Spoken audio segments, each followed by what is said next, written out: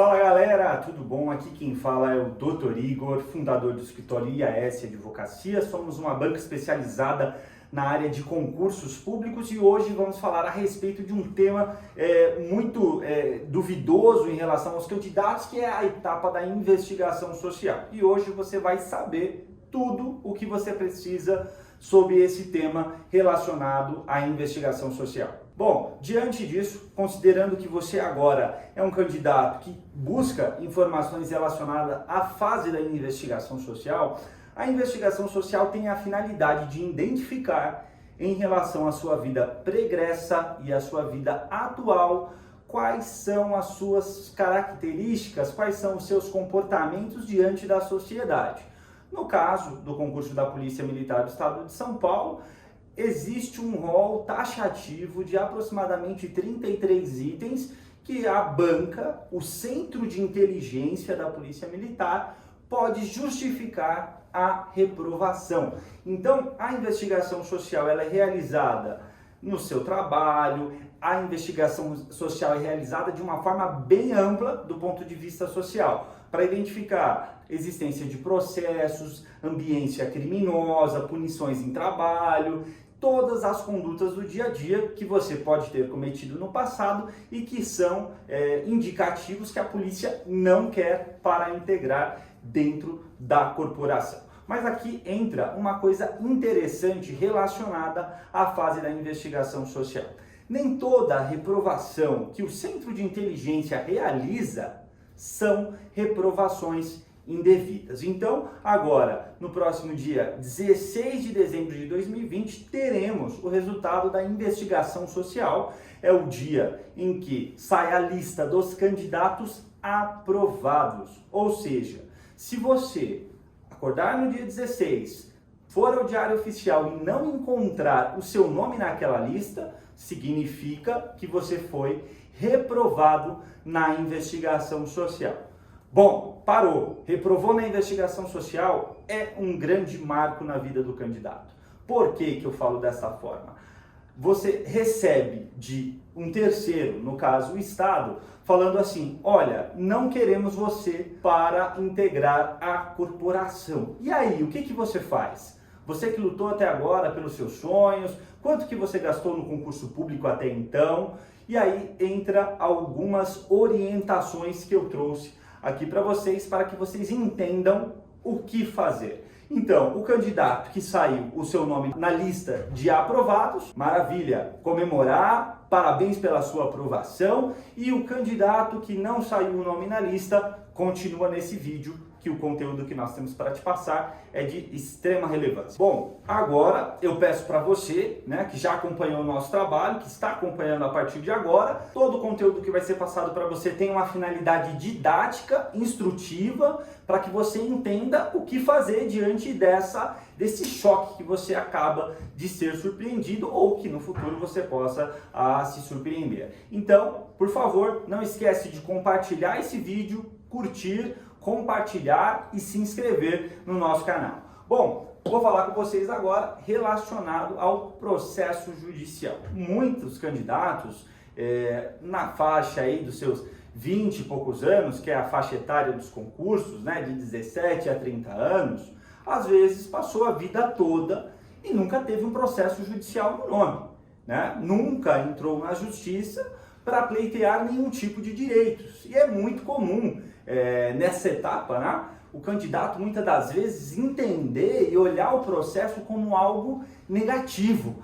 Eu não vou entrar com processo porque, nossa, eu vou entrar com processo contra o Estado, eu vou ser perseguido, isso e aquilo. Gente, calma, isso não existe, tá?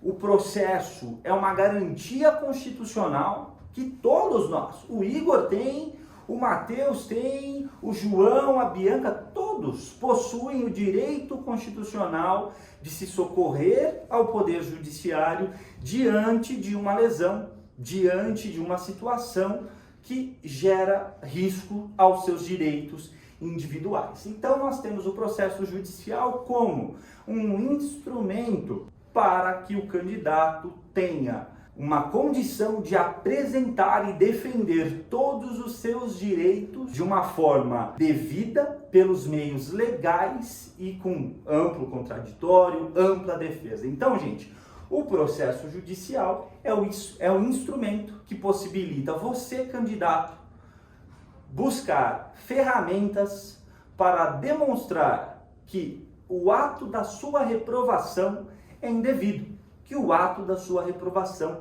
não deveria ter acontecido. Em um outro vídeo, eu vou gravar um vídeo exclusivo explicando o processo de investigação, o processo judicial, como que ele funciona.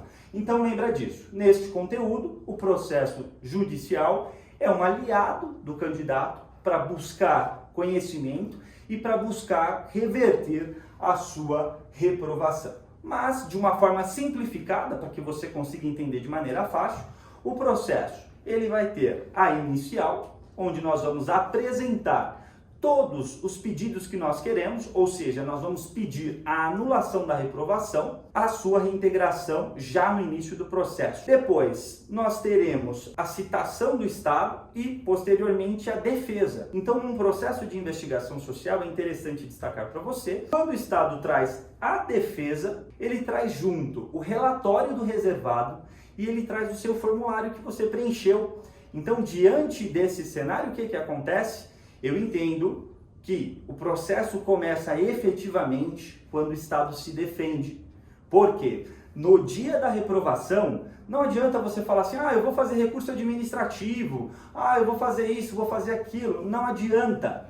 O motivo real da sua reprovação só será identificado na defesa do Estado. Então não adianta a gente falar que você vai conhecer o motivo da sua reprovação na entrada do processo. Então, entenda comigo. Você deu entrada no dia 16/12/2020. Quando que você, em média, vai ter conhecimento ao seu motivo da reprovação? 90 dias. Essa é a média dos últimos anos, dos últimos 6 anos, que nós temos acesso ao motivo da reprovação. Quando nós identificamos o motivo da reprovação, no meu escritório, nós mandamos um e-mail para o nosso cliente, com a defesa, com todos os argumentos, e perguntamos para que ele nos dê subsídio. Muitas das vezes o candidato tem um documento que comprova que aquilo que ele foi reprovado é indevido.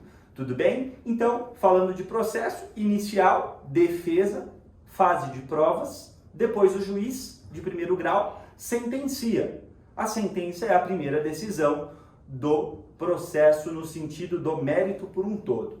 Feito isso, geralmente, se nós ganhamos, o Estado recorre. Se nós perdemos, nós recorremos. E o processo vai para o tribunal. Quando chega no tribunal, vai ser direcionado por uma câmara de julgamento que tem até 5 desembargadores. Tudo bem? Neste caso, um desembargador é selecionado para julgar o processo. Beleza? Nos concursos da Polícia Militar do Estado de São Paulo, em tese, o processo finaliza em segunda instância. Bom, gente, esse é um pouco do processo judicial. Dá para detalhar, dá para trazer muito mais conteúdo nesse sentido, mas vamos seguir em relação ao conteúdo. Então, processo judicial, já falamos. Agora, vamos falar a respeito das expectativas de ganho. Gente, muito cuidado, muito cuidado. No dia da sua reprovação, qual que é o principal sentimento que o candidato tem? Ele fica chateado, adrenalina, porque a reprovação é algo complicado, né? E eu peço para que o candidato tenha equilíbrio nas suas decisões. Entendam você que quando você é surpreendido por uma reprovação, o mecanismo para que você consiga buscar o seu cargo, o seu objetivo é ajuizar o processo judicial. Se você não ajuizar, o que acontece? Você vai prestar um novo edital no ano seguinte e você vai ser reprovado de novo em qual etapa? Investigação social. Então não tem jeito. Reprovou? Tem que entrar com o processo. Mas e sobre as expectativas de ganho do processo? É sempre importante destacar essa questão e tomar bastante cuidado, porque tem muita gente que vai vender o processo judicial de uma forma no sentido do quê? Olha, vamos entrar que eu vou conseguir a decisão de urgência. E é importante observar, a decisão de urgência, que pode autorizar o candidato a retornar nos 5 primeiros dias do processo, é uma decisão provisória. Então eu costumo sempre falar para os clientes do escritório. Gente, processo judicial. O nosso objetivo é ganhar o processo como um todo. Não basta ganhar só a decisão de urgência. É importante eu ganhar o processo da decisão final. Tudo bem? Então, gente, as expectativas de ganho de processo de investigação social hoje, de uma forma não técnicas, elas são boas. Por qual razão? A administração pública tem um grande volume de candidatos a serem investigados. E muitas das vezes a forma como o relatório foi escrito favorece que o candidato consiga demonstrar que o Estado errou na sua reprovação. Ou seja, para você que está em dúvida em relação a entrar ou não com o processo, o que é importante você observar? O que é importante você assistir esse vídeo, por exemplo, com a sua esposa, com seu pai, né? Com seu tio que vai te ajudar em relação ao processo. As expectativas de ganho judicial, elas são boas, são importantes. Então isso significa que o Estado no passado cometeu diversas reprovações que não eram devidas. Então, expectativas de ganho são boas. Agora, nós vamos afunilando o nosso conteúdo, né? Percebam que falamos sobre o processo da investigação social, o processo judicial, as expectativas de ganho que são boas, e agora eu valido para vocês, eu demonstro para vocês o quanto que isso é considerado como válido, tá? Então, na atualidade, o escritório possui 48% de ganho em relação aos processos de investigação social. O que é importante deixar claro neste vídeo? O fato de eu demonstrar que tem 48% de julgamento passado não significa que isso vai se repetir no futuro. Tem sido uma normal. O que eu peço que vocês tomem cuidado em relação a isso, tá? Eu até me posiciono em relação a montar estatística. Tem advogado que chega e fala assim, olha, essa causa é 100% ganha. Cuidado. Ah, isso aqui eu tenho 70%, isso aí tem 80%.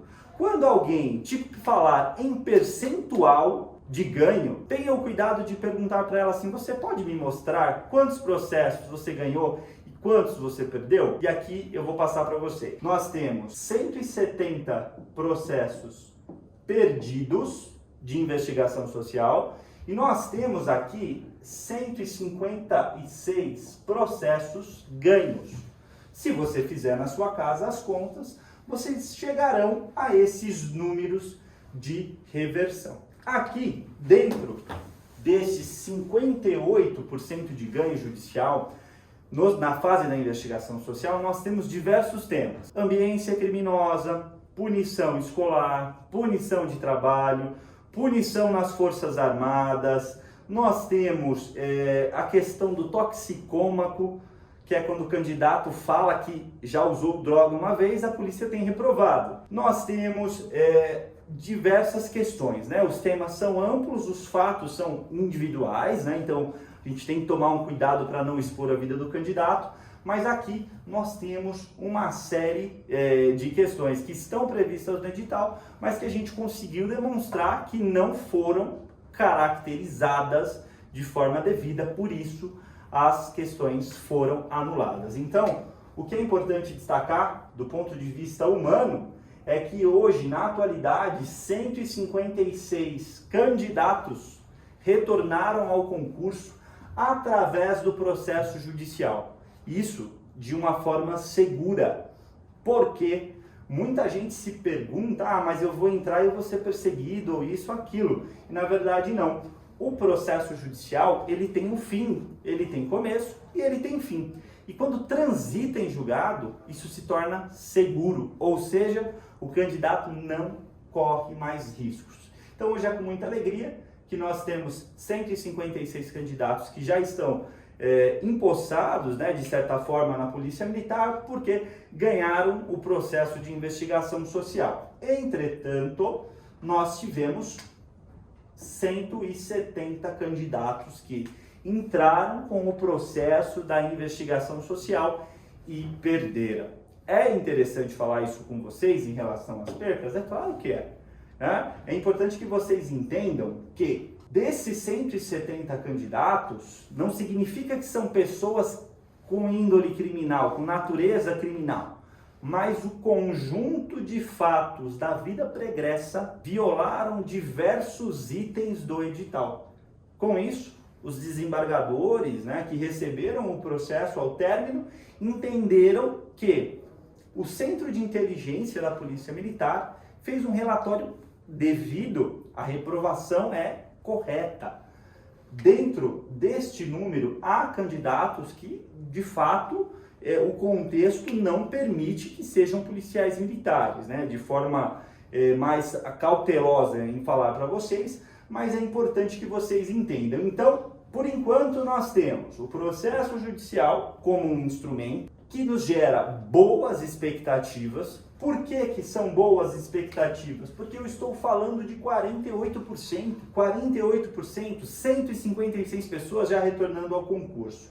E agora, para que a gente consiga tirar de fato, né, para que o vídeo seja de fato como ele foi escrito, tirando, né, todas as dúvidas dos candidatos, que nós falaremos a respeito da duração do processo. Essa é uma coisa também complicada. Assim como tem gente que não tem esse controle estatístico relacionado aos julgamentos, tem gente que também não tem o acompanhamento estatístico e o controle em relação à duração do processo. Tá bom, Igor, eu entendi que o processo é um instrumento, que eu tenho boas chances de ganho, que nós temos um percentual passado muito interessante. E agora, quanto tempo dura esse processo? Quanto tempo dura o processo de investigação social? E aqui eu trouxe como parâmetro, esses números eu trouxe como parâmetro, os candidatos que foram reprovados em outubro de 2019. Então, de outubro de 2019, os candidatos que entraram com o processo, mandaram toda a documentação. Peguei 3 candidatos como exemplo, os candidatos que entraram no dia 23/10/2019. Tiveram da entrada do processo até a posse, a média de 245 dias.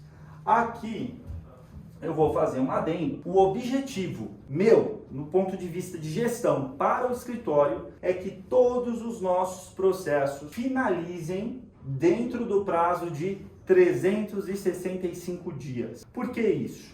Nós estamos falando de sonhos, né? Advogar na área de concursos públicos é defender sonhos.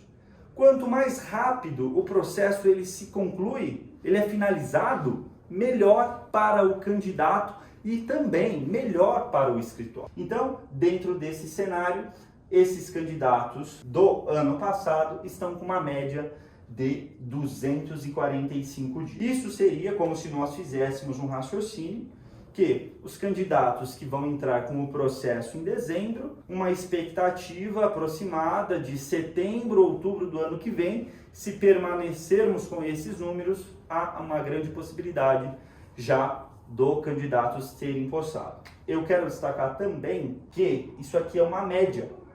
Então não dá para eu falar para você que se você passar um pouco disso daqui também, tá razoável. Hoje eu entendo que um processo, eu considero que ele está lento quando ele passa para mim de um ano e meio, e nós estamos nos aperfeiçoando. O que é importante destacar em relação à duração do processo? Existem 2 meios, 3 na verdade, do processo ter uma eficiência muito boa.